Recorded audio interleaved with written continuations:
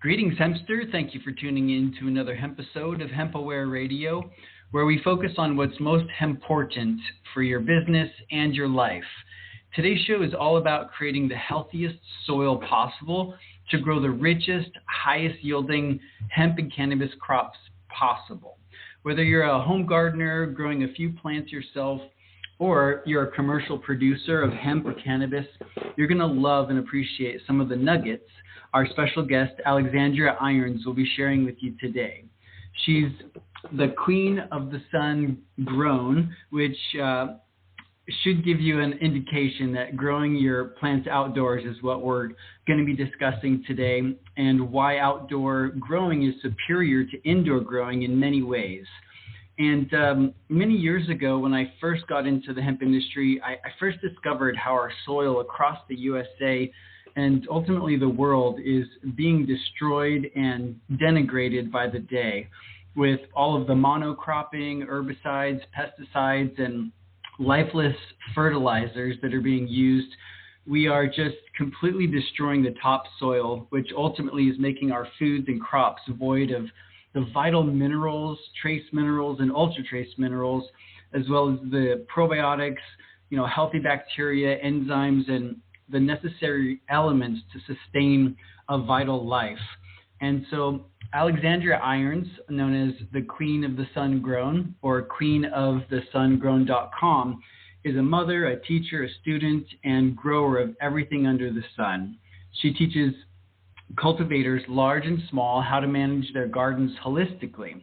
By using sustainable techniques that mimic nature, we can regenerate our land by improving soil health and emphasizing ecosystem processes. She can help you produce high-quality yields with lower costs, and so that's why I'm so thankful to have her on today's show.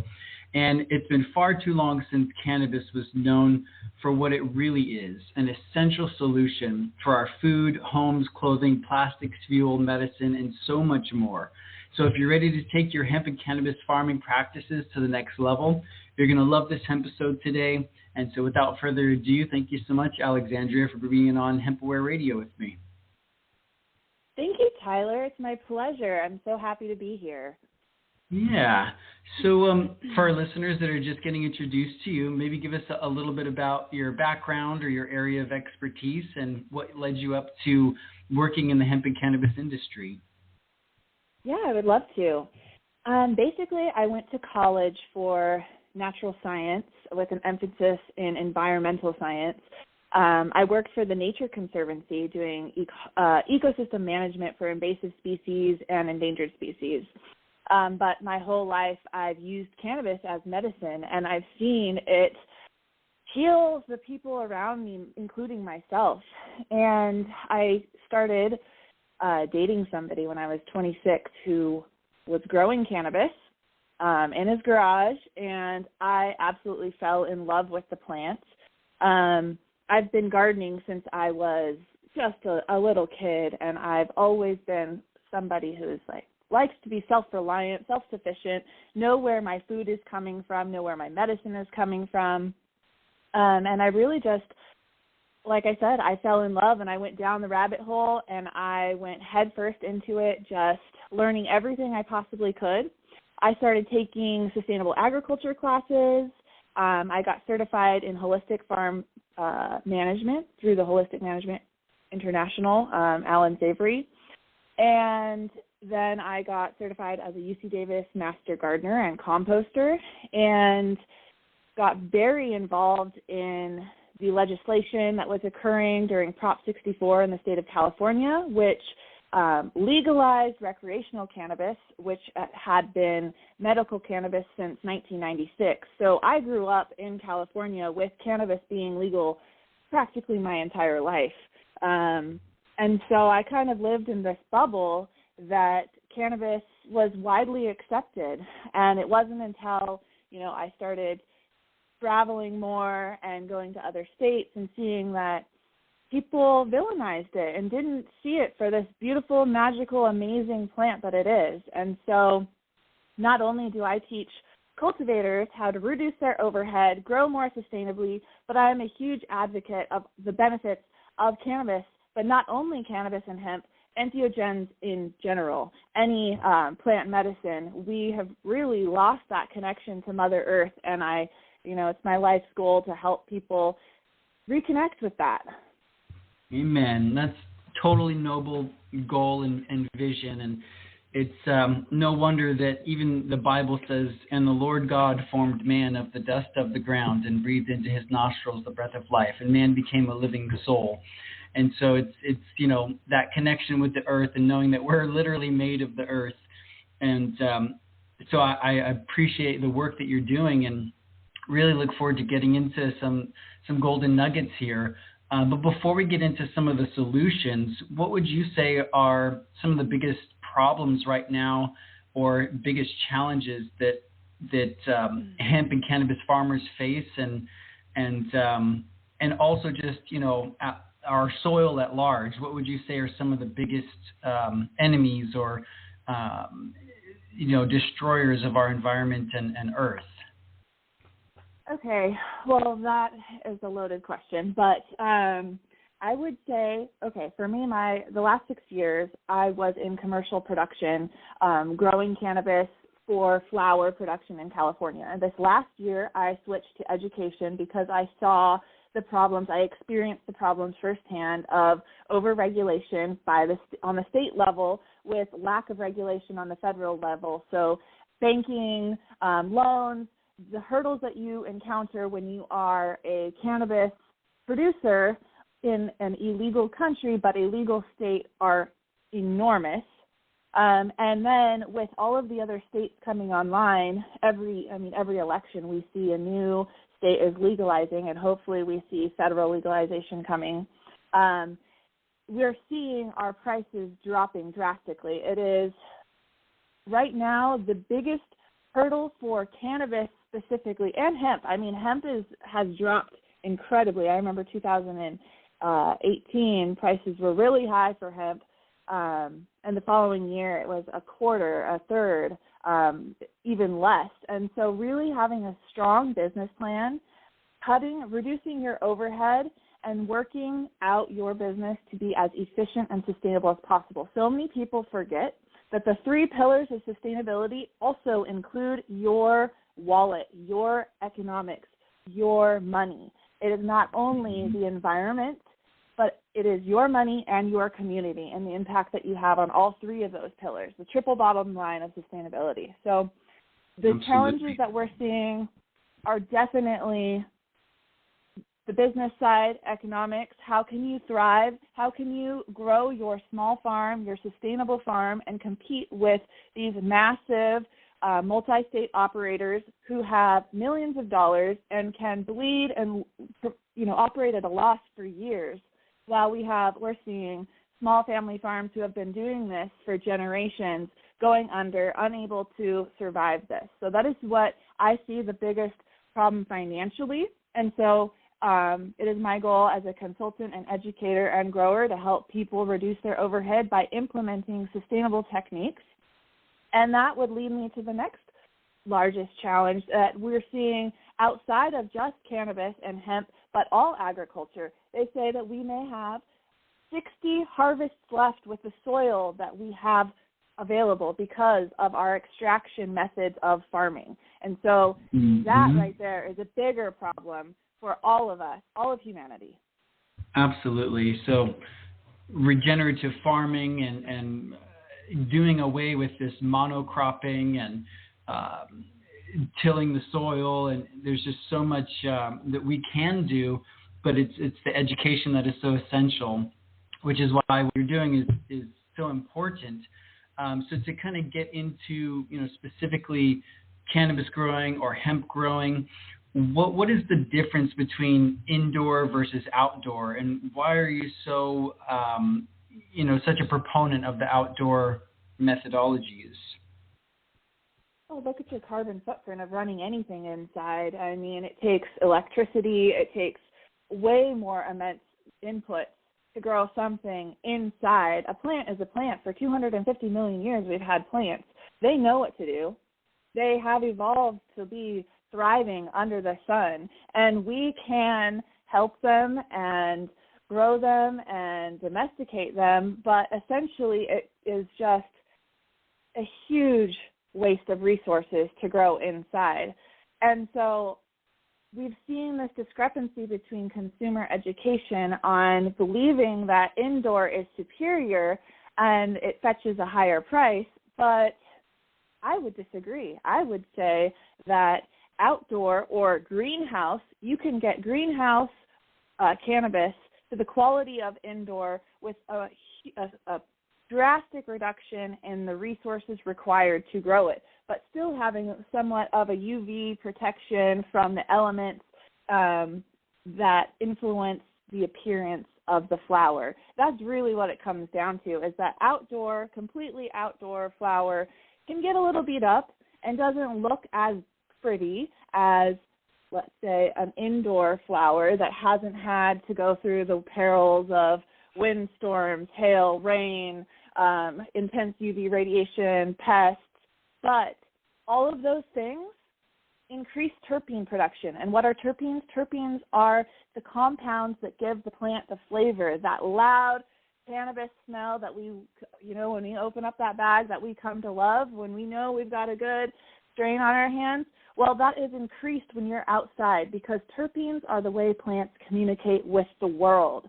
And so by limiting them, limiting their interaction with all of these abiotic, biotic, environmental factors, we are limiting their terpene production and the expression, their full potential for their expression. We need to let plants be players. Mm-hmm. For sure. Yeah, no, I mean, I've always been attracted to the outdoor plants, just in simple principle, just being more connected to the earth. And I've learned from other cannabis connoisseurs and growers. Now, this is a theory, but I'm curious what your thought is. One of the ideas is that the resins that are produced, within the flowers are a response to the sun, as being almost like a sunscreen or a protective, mechanism against the rays of the sun. So by growing outdoor, you can actually get more rich resins, more of the oils, as you're saying, including the terpenes. But what is your thought on that? Do you think that that's an accurate statement or theory?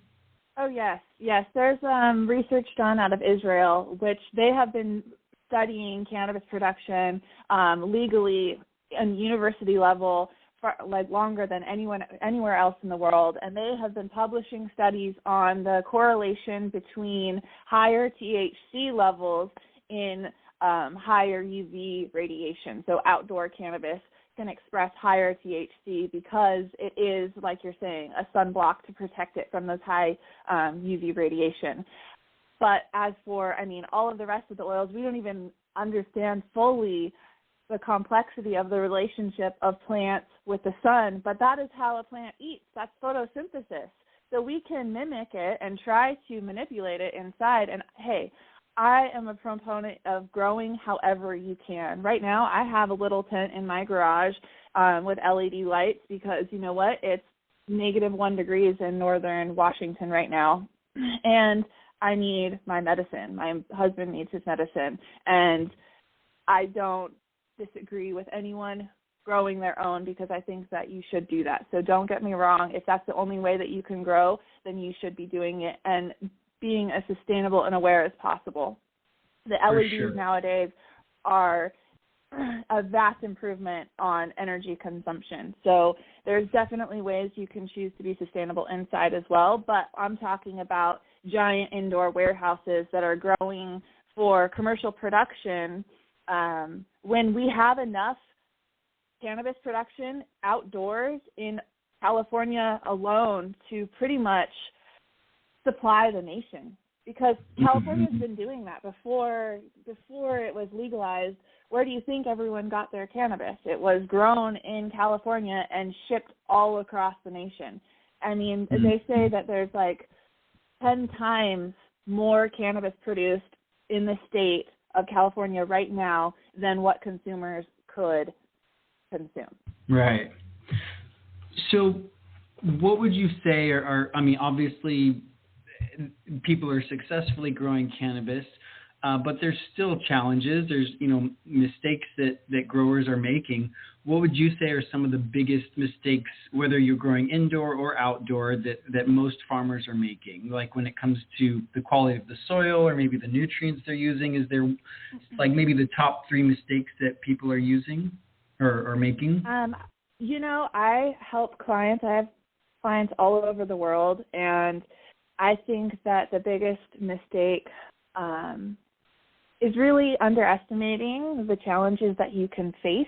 They think, it grows like a weed, and I can do this, and have no horticultural background.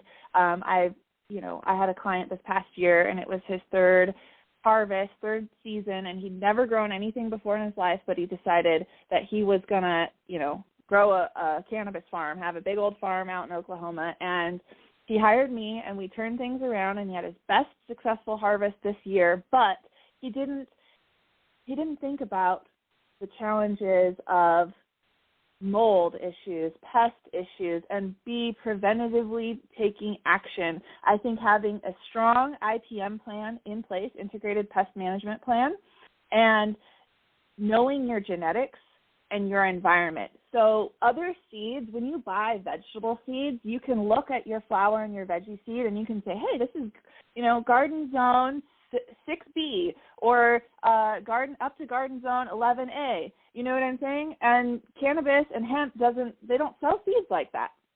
Why? I don't get it. I don't understand why, because it's been so hidden before. But now, with states all coming online, we should start seeing hemp and cannabis seeds being promoted for those specific areas, because we have land races, right? Those are the strains that were domesticated in specific regions of the world that have now been used and crossbred and hybridized across the nation, all over the world. And we're seeing some traits.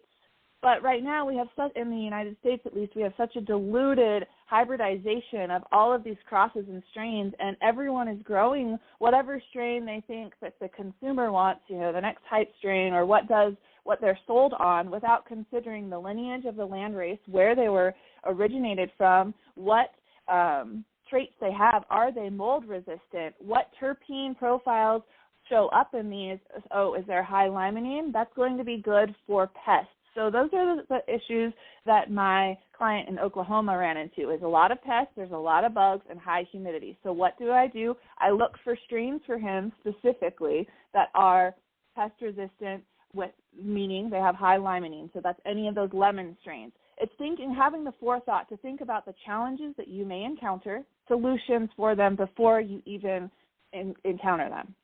That's really, I think, the biggest challenge. And so you can take these not only by selecting strains, but by integrating cover crops to help attract beneficial insects, and companion planting. I'm a huge proponent. Hey, you need to bring in sunflowers all around the border of your field. Why? They're going to attract birds. Birds are going to eat insects, and you know what lives on birds' feet? Protozoa. Protozoa consume bacteria. That unlocks more nitrogen. You're just influencing the soil food web. Bring in buckwheat, bring in sweet alyssum, bring in daikon radish if you have compact soil. Learn about your ecosystem. We as humans forget that we are a part of nature, and we may want to say, hey, we're going to be cannabis growers, hemp growers, and I want it to turn out like this, but you are a part of an ecosystem. Learn it. Understand what species are there, what their life cycle is, when do they hatch, and be prepared for it. I mean, the knowledge is at our fingertips. We literally have the world's knowledge on our smartphone, and all it takes is reaching out to the right person. Contact me. Contact your local Master Gardener chapter. They have entomologists that will help you. Oh, what is this bug? Just take a moment to try to understand the natural world, and you will save yourself hundreds and thousands of dollars. If you're taking this seriously and you want to make a business of this, be prepared for the challenges you will face, because they will come. So what I got from that is really, number one, have a clear plan, an integrated pest management plan. Know your environment. Maybe number two is understand the geography, where you're planning to grow, and combine that or match that up with genetics that are common to that region of the world so that you can have a better result. And then really understanding the companion crops and cover crops that work synergistically or holistically with the cannabis or hemp that you're wanting to grow.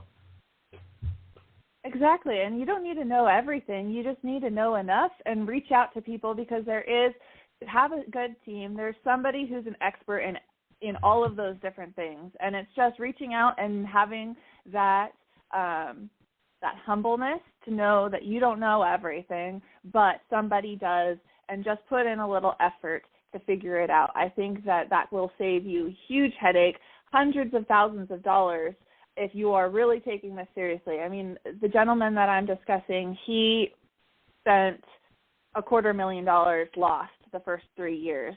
And if he had reached out to me sooner, he could have made millions of dollars when Oklahoma had just come online.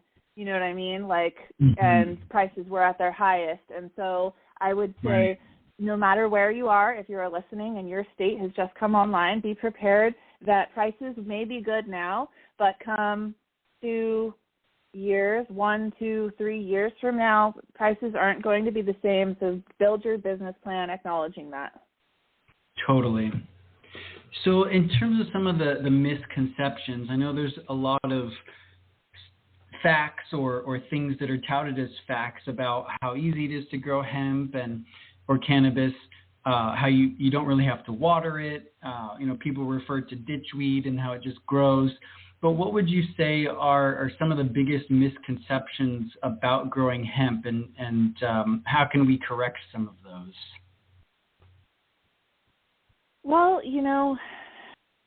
I would say that it does grow really well if you give it everything that you need, and that it can be super finicky, though, if you don't give it what it needs. And so I try to tell everybody, put your plants in the ground, native soil, do it. They do not need potting mix, light, airy. No, they don't ditch weed. It doesn't just grow in the ditch. I mean, it does. There's places in Arkansas where you can find it, because the United States grew hemp. It was something that every farmer had to do back in the day. So it does. There's wild hemp growing. But nowadays, people baby their cannabis or hemp plants, and I see fields of hemp or cannabis in pot, and I'm like, why? They don't need potting mix. That is not soil. True soil is in the ground. True soil is 45 to 55% minerals. All of those minerals, where do they come from? They come from rocks that have been broken down from weathering and from microorganisms, acids, enzymes, and all of those minerals that are in the ground are what you're buying in a bottle or in a salt bag to feed your plant. And when you plant them into potting mix, there is a very limited amount of those minerals. And so you are going to have to re-amend and feed them every year after year after year when you plant into a pot. But if you plant into the ground, you have an unlimited resource of minerals. You just need to understand how to unlock them. And you have a savings account of free nutrients. That, I think, is probably the biggest misconception, is having to plant in a pot. No, plant your plants in the ground. Totally. The bigger the roots, the bigger the shoots, the bigger the fruits. You will get the first year I planted in the ground, I got 3 plants I got 15 pounds off of. My first season growing in the ground. Before, I had been growing in pots, and I was lucky to get 1 or 2 pounds per plant. Instantly doubled my yield by just planting directly in the ground. Right.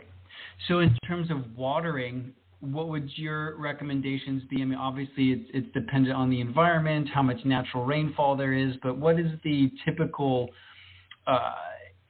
rate of watering a crop? Say someone has an acre, and, what would be the methods for watering, and how often do you recommend? Well, it depends on how large.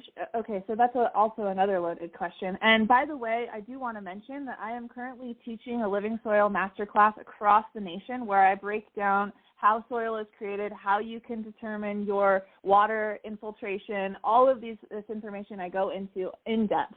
I will be in Virginia Beach and Richmond, Virginia, January 14th and 15th. Following that, I'll be in Missouri and then Boston. You can find that at growcastpodcast.com/classes.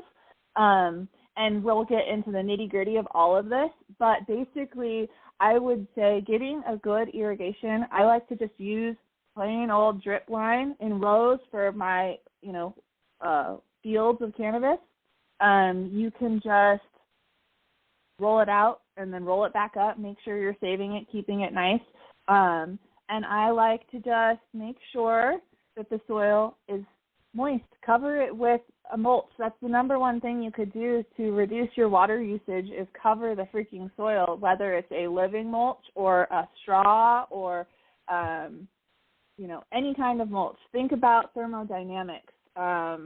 Soil is typically, if it's healthy and high in organic matter, it's going to be really dark. Now consider what temperature or what color absorbs the most heat. That's black, right? The lack of light.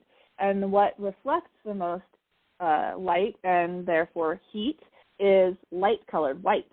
So we see soil that isn't covered, that is really dark, absorbing as much heat as it possibly can. That's going to heat up your root zone, or even worse, if you're in a black pot, think about how much hotter it is than if it was in the ground covered with living mulch or straw or whatever kind of mulch you have access to. And that's really going to reduce your water usage. But making sure your plants are just nice and moist, and it's going to be different according to what type of soil you have. Whether it's sand, silt, or clay, your particle size is going to influence the pore space, which is then going to influence your runoff. And so understanding what soil type you have, what its water holding capacity is, which is really simply done. You can just dig a hole, fill it up with water, let it drain, fill it up with water again, and this is a 12 by 12 hole, 12 inches by 12 inches, and then time it that second time. And that's going to tell you how long it takes for a gallon of water to infiltrate through your soil, and that will really help you dial in your irrigation. But it depends on how large a scale, what kind of irrigation system you're going to get in. But keeping your soil moist and not letting it dry out too much is really, cannabis prefers that. It doesn't like that dry back. So I've heard people talking about this dry back, but your biology thrives in water. You're going to see microbial activity in those places that have access to moisture. It's really ideal to have 50% of your pore space of your soil to be water and 50% to be air. I really like blue mats for smaller scale. I mean, I've seen some blue mat systems that are huge now. They're really figuring it out. It can be cost prohibitive, though.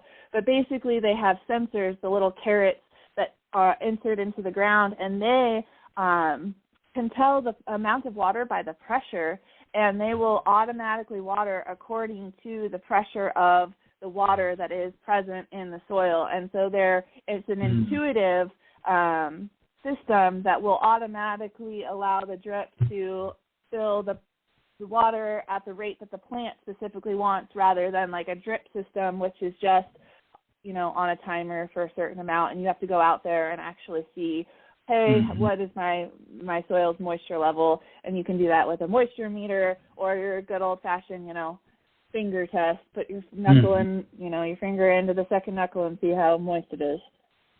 That's super helpful. So, yeah, really understanding your soil quality, understanding your environment, and I love that test you recommended to dig the hole and observe the runoff. That's super crucial. So you've had most of your experience, or if not all, in cannabinoid and flower production. Is that right? Or have you worked with like hemp fiber or hemp seed varieties as well? No, I have only been in flower production. like I said, cannabis flower has saved my life. I was a very anxious, depressed teenager, and, Western society tells you take Prozac, take Zoloft, oh, you have anxiety, oh, you have depression, take all of this medication and feel nothing. And so cannabis changed that for me in conjunction with physical activity, which is also not talked about enough, the connection of the mind, body, spirit, that holistic health approach. And it has just been my passion to help people get off of prescription medication by utilizing cannabinoids, whether it is high, I honestly prefer a mid-level like THC to CBD, and I prefer my consumption in edibles. So I've always been taking my flower and cannabinoid production into concentrates, so oils, whether it's hydrocarbon extraction or solventless water hash, and then taking that concentrate and making edibles out of it, because that is an excellent way for you to consume medicine over smoking. Some people need to smoke. My husband has cystic fibrosis, and that's a lung disease where he produces a lot of mucus, and actually cannabis smoking is a bronchodilator and helps break up the mucus and brings it out. So depending on your medical needs, there's different forms of consumption, but that's really been the bread and butter of my life's work with cannabis, is really medicinal. But I would love to get into more hemp production for soil remediation and hempcrete and fibers.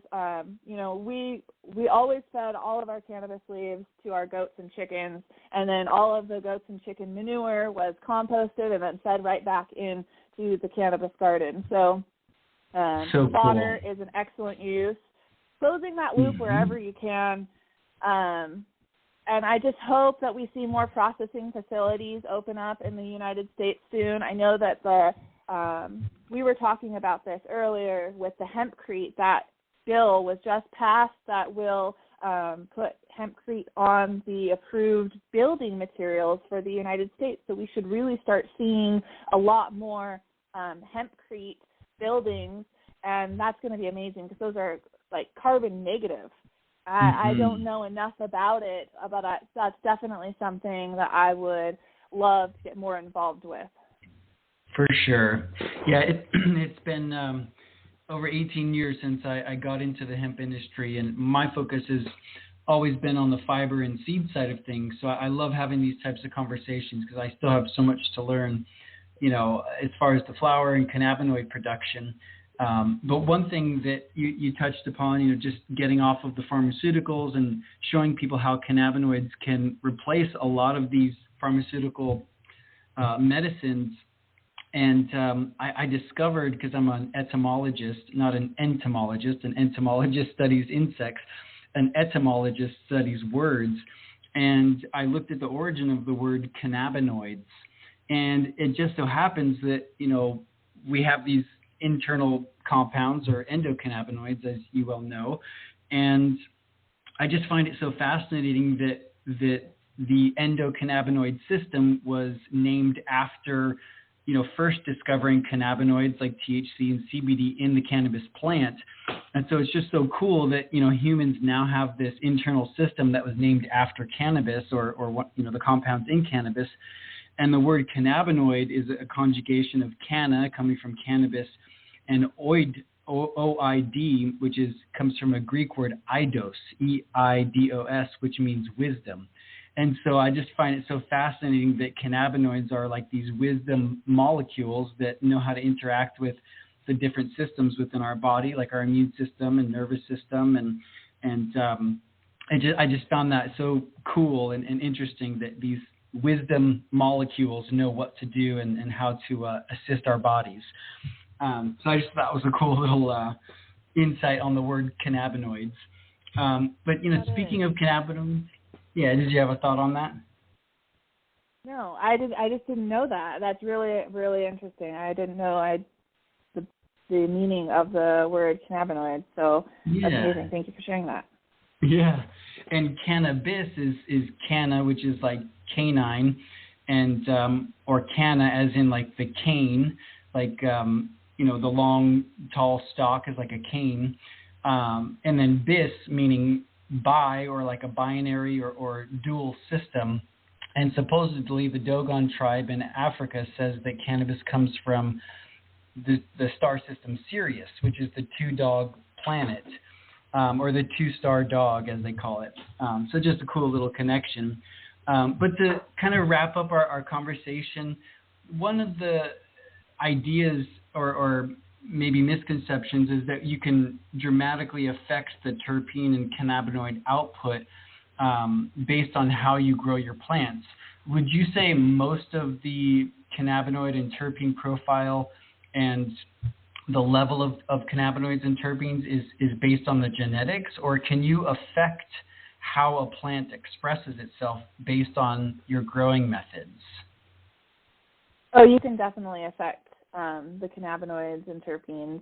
The genetics will influence the potential and limit it. It'll have that carrying capacity for those terpenes that can express themselves, or the cannabinoids that can express themselves, but getting them to express themselves to their fullest potential is definitely influenced by how you grow them and the experiences that they go through during their growing cycle. So, for instance, I've talked about limonene and pests. So limonene is one of those terpenes that increases when there are pests around. So we had a lemon meringue strain that was grown outside and then given the same cut to somebody to grow inside, and the levels of limonene varied so drastically because outside there were pests present. There was aphids, there were cabbage moth larvae. Inside, it didn't experience any of those things. It had a very sheltered life, and the expression, I didn't even know that it was the same strain. I couldn't even smell the lemon, whereas the outdoor-grown lemon meringue was like walking into a room that was just cleaned with Pine Sol lemon cleaner, and it was intense, overwhelming. And so I've seen tests. There's a guy, Brandon Rust.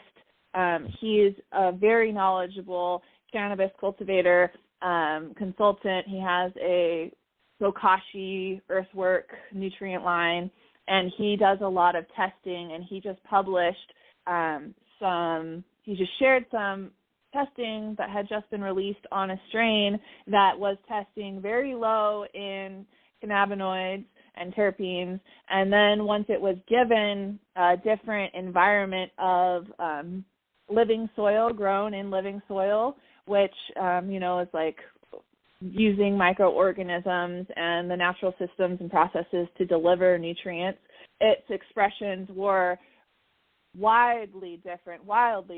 And really, when you think about it, you think about how a plant consumes or uptakes nutrients and minerals for these processes in a living soil versus a fertilized, salt-based fertilizer. The plant doesn't have to work for it. It's very similar to eating highly processed foods as a human.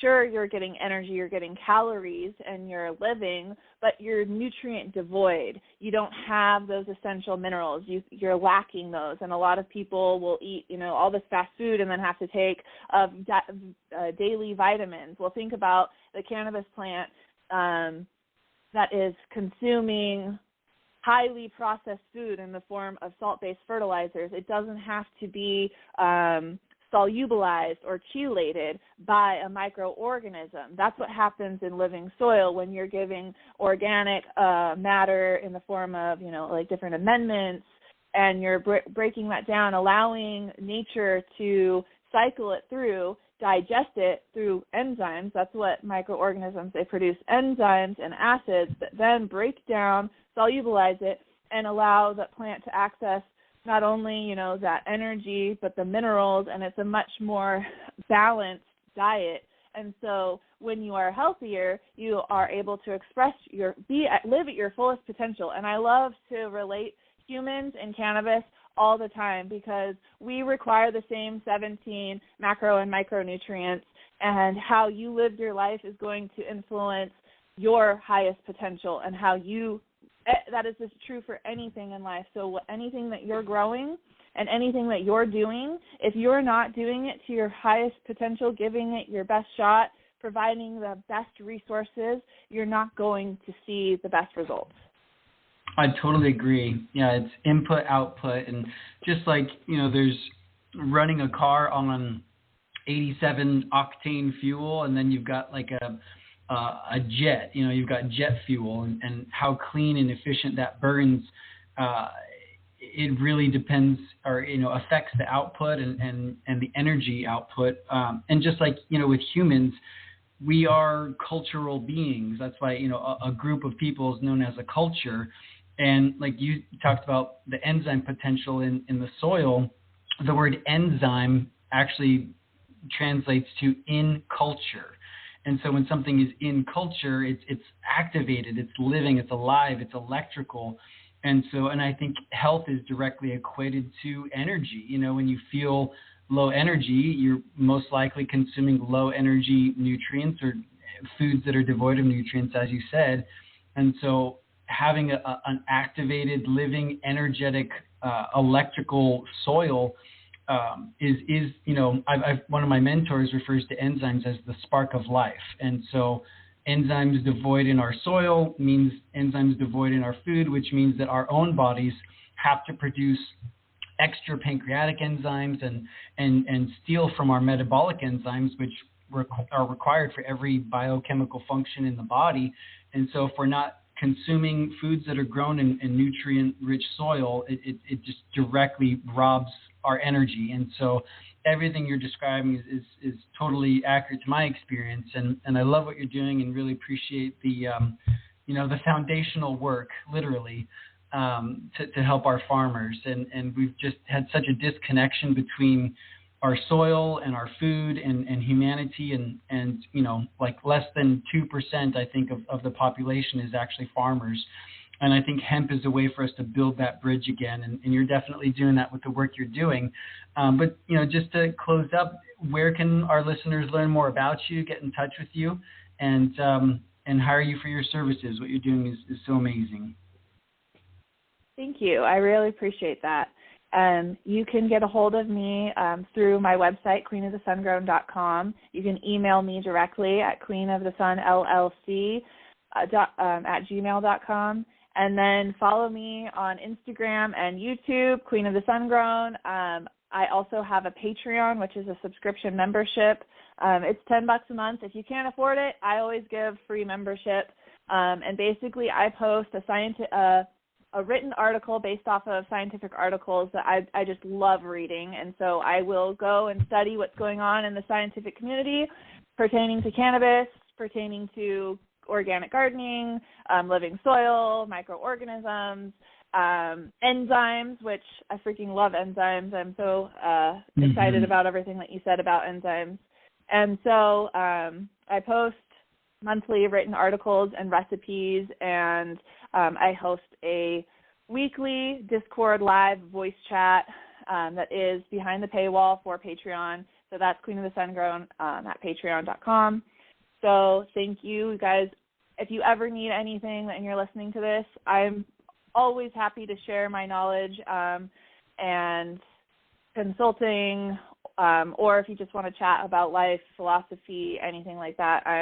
This is my passion, my spark, my energy of life. So feel free to reach out to me, please. Right on. Well, thank you, Alexandria, for being on today's show, and thanks everyone for tuning in to another hemp episode of HempAware Radio. This is your hemp-entrepreneurial host here to HempPower and Hemp-educate your hemposphere. Look forward to seeing you on the next show, and look forward to working with you into the future, Alexandria. Have a blessed day, everyone. Thank you. Bye, all.